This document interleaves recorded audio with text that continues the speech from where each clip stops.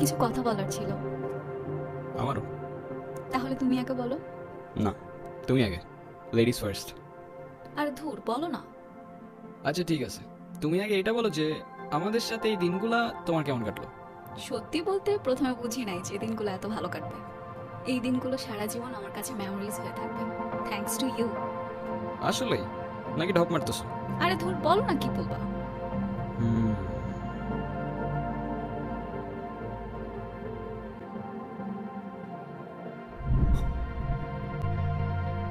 Sorry.